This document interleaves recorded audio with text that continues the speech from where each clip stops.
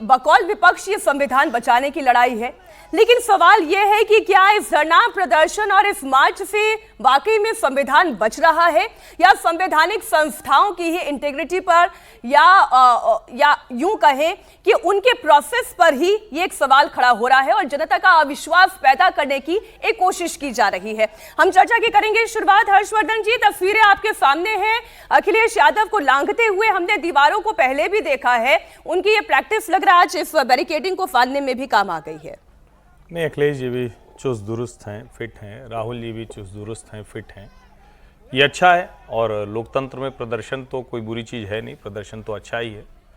लेकिन प्रदर्शन अगर इस तरह से किया जाए कि अपनी ही बात कमज़ोर साबित होने लगे तो वो अच्छा है क्या? विपक्ष को ज़रा सोचना चाहिए। ये उनका अधिकार है, कहीं भी प्रदर्शन कर सकते हैं। सरकार रोकेगी, कुछ नियम कानून का हवाला देगी तो कहीं जाकर उन्हें रोकेगी, फिर ले जाकर थाने पर छोड़ेगी, फिर वो अपनी बात कहेंगे। लेकिन ज़रा गंभीरता से कुछ बातें सोचनी चाहिए। राहुल गांधी ने चुनाव आयोग को वो सब लिखने के बजाय, बताने के बजाय एक प्रेस कॉन्फ्रेंस की और कहा कि हम एटम बम फोड़ने जा रहे हैं। हालांकि उसके बाद कई उसमें दिक्कतें भी आई, कई मुश्किलें भी आई, क्योंकि जो वो कह रहे थे सब सही नहीं निकला। कई बातें सही भी हैं कि चुनाव आयोग को मतदाता सूची दुरुस्त करनी चाहिए, जो SIR हो रहा है वो भी इसीलिए हो रहा है। उसमें भी अभी पूरी तरह से फुल प्रूफ नहीं है, बहुत बड़ा देश है, सब राजनीतिक पार्टियों के लोग उसमें जुड़े रहते हैं प्रोसेस में। लेकिन अब जो सबसे ज़रूरी सवाल देश के सामने था, ये जो प्रदर्शन हो रहा है ये क्यों हो रहा है? चुनाव आयोग ने राहुल जी को एक चिट्ठी लिखी, जयराम रमेश जी को एक चिट्ठी लिखी, विपक्षी पार्टियों को कहा कि आप 30 लोग चुनाव आयोग के पास आ जाइए। अब 30 लोगों की संख्या छोटी नहीं है। कहने को कोई ये कह सकता है कि तालकटोरा स्टेडियम में कांग्रेस पार्टी के सारे समर्थक आए, सब आए और ज्ञानेश कुमार जी अपने दोनों के साथ बैठकर, जो उनके चुनाव आयुक्त उनके साथ बैठकर सवालों के जवाब दे, कह सकते हैं, क्योंकि मूर्खता इस वक्त चरम पर है। सारी राजनीतिक प्रक्रिया, लोकतांत्रिक प्रक्रिया। जी, बहुत तीखी टिप्पणी आप नहीं कर रहे। मैं पूरा करता हूं। ये मूर्खता है, मूर्खता है। मैं बता रहा हूं कैसे है। आज आपके पास बड़ा अवसर क्या था? आप जाते, बिल्कुल 300 सांसद हैं आपके पास, जितने हैं उतनी हैसियत भर जाइए। लोकतंत्र ने यहीं तक आपको पहुंचाया। उसके बाद कहते हैं कि ये हमारे 30 प्रतिनिधि हैं, इन पर हमें पूरा विश्वास है। समस्या जानती हैं कहां है? समस्या ये है कि एक दूसरे पर इन नेताओं में भरोसा नहीं। इसीलिए बैरिकेडिंग लांघने की आवश्यकता आती है कि मेरी वाली फोटो थोड़ा दुरुस्त आ जाए, मुझे थोड़ा सा टीवी और अच्छे से दिखाए, मेरी चर्चा 4-5। इतने गंभीर अवसर पर इसकी आवश्यकता है। और मैं फिर कह रहा हूं, चुनाव आयोग को इसका जवाब देना ये उनका उत्तरदायित्व है, इसी के लिए वो संवैधानिक संस्था बनी हुई है। लेकिन क्या 300 लोग बैठकर बात कर सकते हैं? कोई बड़े बड़े देशों के बीच में भी मसले हल होते हैं तो उनके दोनों देशों के बीच में कौन जाता है? उनका फॉरेन सेक्रेटरी होगा, फॉरेन मिनिस्टर होगा, डिफेंस मिनिस्टर होगा। सवाल यहां यह है कि क्या इस तरह से कोई बातचीत हो सकती है? नहीं हो सकती। तो जवाब इसका क्या है? एनार्की हो सकती है।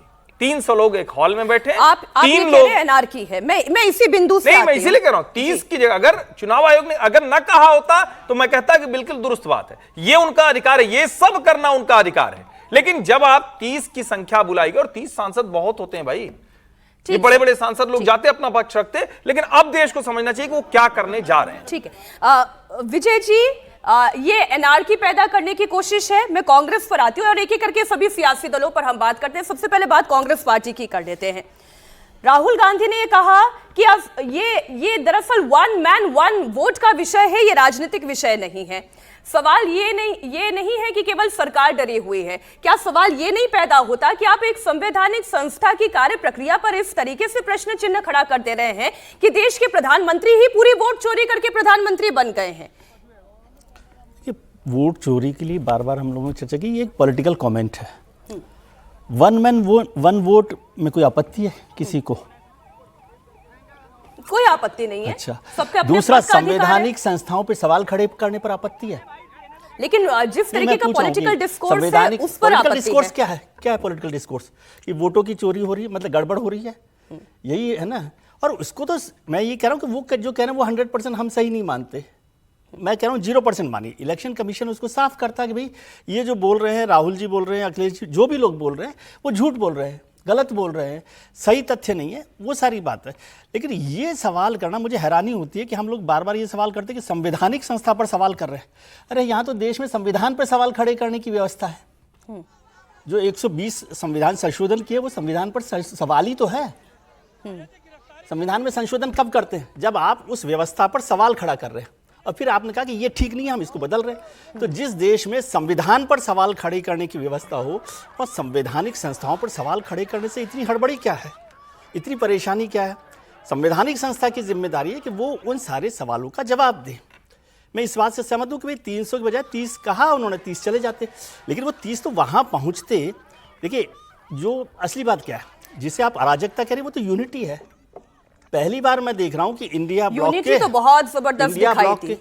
नहीं, आपका तंज है, लेकिन नहीं, इंडिया ब्लॉक का यूनिटी बहुत जबरदस्त थी। इंडिया ब्लॉक के महिला सांसदों को मैंने कभी साड़ी पहने हुए बैरिकेडिंग पर चढ़ते हुए नहीं देखा, जिसमें टीएमसी की भी सांसद थी। पर्सनल बात करने की बात नहीं है, लेकिन 300 200 जो भी होंगे, इंडिया ब्लॉक बहुत लंबे समय बाद एक साथ यूनाइट होकर यहाँ पर दिखाई दे रहा है। ये मैं विपक्षी एकता का प्रदर्शन देखता हूँ, मैं इसे अराजकता नहीं मानता। प्रदर्शन जब होते हैं तो कोई लांग गया, कोई नहीं लांगा, पुलिस ने उनको अरेस्ट कर लिया, ये भी सब हमारे पार्ट ऑफ प्रोसेस है। इस पर भी कोई लोग कहेगा पुलिस ने क्यों अरेस्ट कर लिया, वो डिटेन कर लिया, वो ठीक है, क्योंकि वो उनको लॉ एंड ऑर्डर देखना है। यदि वो इलेक्शन कमीशन तक पहुंच जाते, ये भी सरकार को देखना है, इसमें मैं कोई बहुत वो नहीं कर रहा, और वहाँ वो 30 लोगों को भेज देते अपनी तरफ से भी, अच्छा 30 लोग जाएंगे, 30 लोग पहुँच जाएंगे। सवाल बड़ा ये नहीं है, सवाल ये है कि जो सवाल खड़े किए जा रहे हैं, क्या उनका जवाब इलेक्शन कमीशन दे रहा है या नहीं दे रहा। इस प्रोसेस में मैं नहीं चाहता कि कोई फांद गया, पुलिस ने डिटेन कर लिया, डिटेन करते वक्त किसी को पकड़ लिया, ये सब चलता रहता। डिटेन करते तो हो सकता है कोई गिर भी जाता, लग भी जाती, पुलिस की लाठी भी हो जाती, वो सब महत्वपूर्ण नहीं है। महत्वपूर्ण ये है कि सवाल जो खड़े किए गए, क्या उनका जवाब दिया गया है या नहीं दिया गया। लेकिन मैं इसी प्रोसेस पर आती हूं, अभी भी कह रहा हूं कि ये सब हो गया, जितना उनको करना था कर लिया। 30 लोग जाके जवाब तो लेके आइए ना, मूल काम नहीं करेगा। मैं उसको अराजकता कह रहा हूं, ये प्रदर्शन करना अराजकता नहीं है, तो उनका अधिकार है, लेकिन आप जिस तरह से इसको पेश कर रहे हैं वो अराजकता है। ठीक, मैं संवाददाताओं से थोड़ा सा ये डिटेल ले लेती हूँ कि क्या ये कुछ समझौता बना है कि 30 लोगों का, सांसदों का प्रतिनिधि मंडल वो आगे जाए, इलेक्शन कमीशन में बात करे, और बाकी लोगों को हिरासत में तो लिया जा ही चुका है। प्रश्न ये है कि क्या जो भारतीय जनता पार्टी भी कह रही है कि आप कांग्रेस को देखिए, वो झूठ का एक नया पहाड़ खड़ा करने की कोशिश करती है। आज धर्मेंद्र प्रधान को मैं सुन रही थी, वो ये कह रही थी कि बैंकरप्सी की स्थिति पर वो पहुंच चुकी है कांग्रेस पार्टी, फिर कभी महाराष्ट्र पर, कभी हरियाणा पर, कभी ईवीएम के झूठ पर, और अब एक नया शिगुफा लेकर आ गई है Congress party. Special intensive revision कब नहीं हुआ इस देश में, और अब इस पर भी सवाल खड़े किए जा रहे हैं। सरकार डरी हुई है या विपक्ष डरा हुआ है निरंतर हार से? देखिए, लोकतंत्र में जो है ये सब घटनाएं, और भारत जैसे जीवंत लोकतंत्र में कोई नई बात नहीं है। हमने तो जब से होश संभाला है, और पत्रकारिता में आने से पहले भी इस तरह के बहुत सारे प्रदर्शन हमने देखे हैं, और कईयों में हम लोग शामिल भी रहे हैं अपने छात्र जीवन में। और प्रदर्शन का मतलब क्या होता है, शाब्दिक अर्थ क्या है प्रदर्शन का? दिखाना अपने मुद्दे पर, अपने मुद्दे पर अपना विरोध दर्शन, अपना विरोध दिखाना। एकता है, मेरी शक्ति है। तो यही प्रदर्शन है। अब प्रदर्शन अगर मान लीजिए कमरे में बैठ के नारेबाजी कर ले तो प्रदर्शन कहेगा।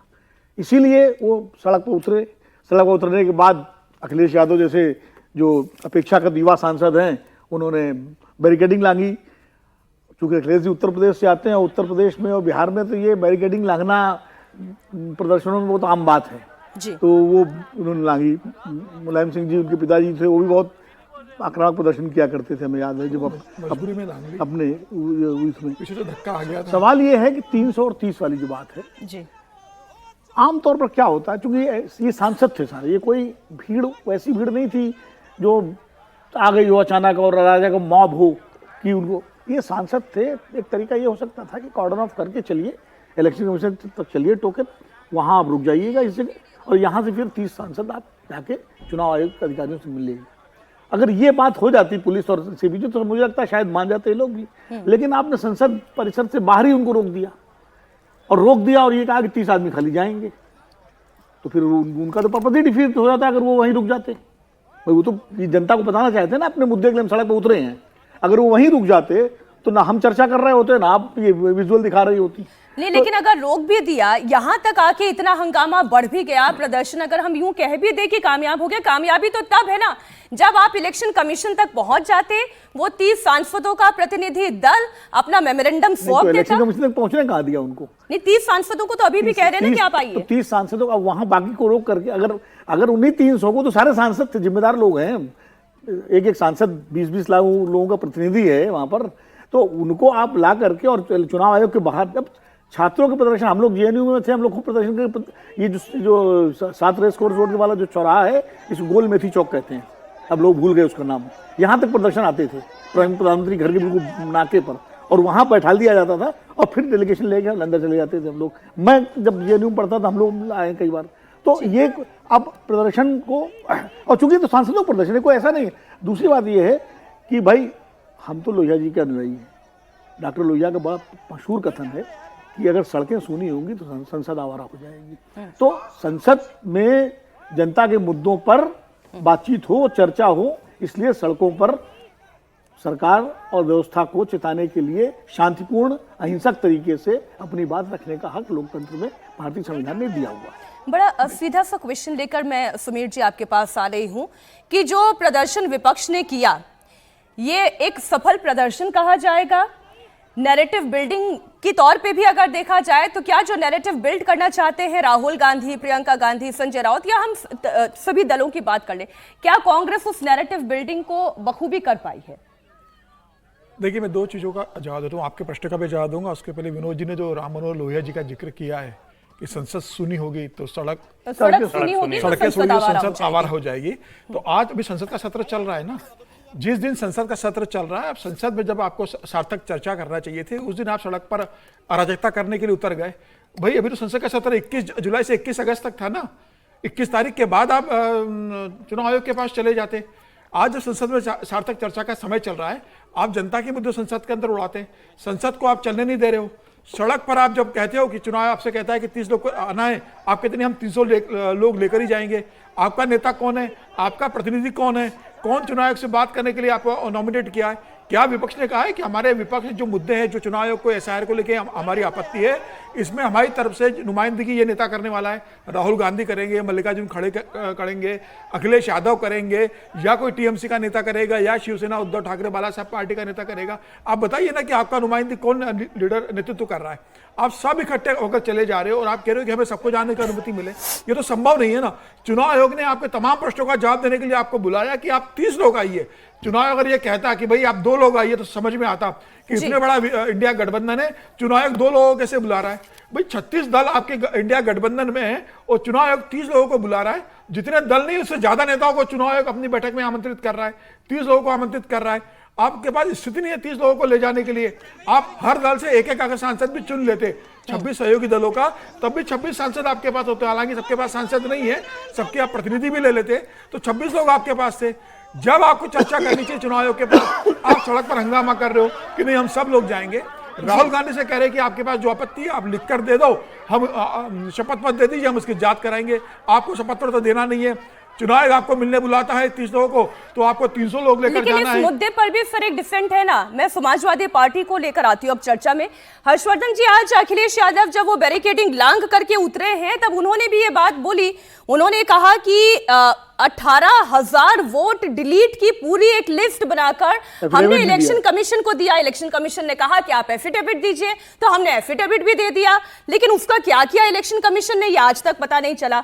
उन्होंने सरकार पर आरोप लगाया कि भाई ये डबल इंजन की सरकार उत्तर प्रदेश से लेकर यहां दिल्ली तक है।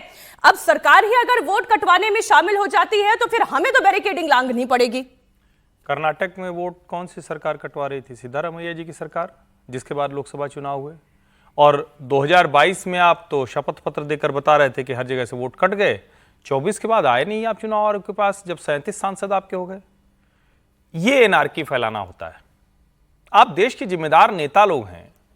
फिर मैं कह रहा हूं, चुनाव आयोग प्रक्रिया को शून्य गड़बड़ी तक ले जाने के लिए उत्तरदायी है। हम सब जानते हैं मतदाता सूची पहले तो बहुत खराब होती थी, अब धीरे धीरे बहुत कुछ ठीक हो गया।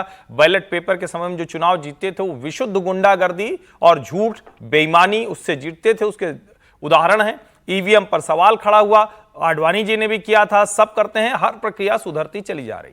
आज हम जहां खड़े हैं, न ईवीएम पर बता पा रहे हैं, न वीवीपैट पर बता पा रहे हैं, अब वो कह रहे हैं मतदाता सूची में गड़बड़ है। एक जगह की गड़बड़ होती है, दूसरी जगह जैसे ही जीतते हैं तुरंत जश्न मनाते हैं। रेवंत रेड्डी सबसे शानदार मुख्यमंत्री, सिद्धारामैया शानदार मुख्यमंत्री, भगवंत मान शानदार मुख्यमंत्री, हेमंत सोरेन लोकतंत्र की जीत, ममता बनर्जी लोकतंत्र की जीत। लेकिन जैसे ही हारे सारा लोकतंत्र डेड हो गया। डेड डेमोक्रेसी तो नहीं है, नहीं तो इस तरह से कहीं प्रदर्शन होता है क्या? डेड डेमोक्रेसी में होता है क्या? इंदिरा जी का समय रहा होता तानाशाही वाला तो ये प्रदर्शन हो पाता क्या? टांग के अंदर कर दिए गए होते। सवाल यहां यह है कि क्या सचमुच लोकतांत्रिक तरीके से संवैधानिक व्यवस्था पर भरोसा करते हुए चलना चाहते हैं?